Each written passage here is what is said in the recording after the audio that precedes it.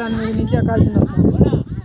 మా అమ్మ కూడా భయపడుతుంది, బట్ భయంతో కాలు పడుతున్నా కానీ ఎక్కుతుంది.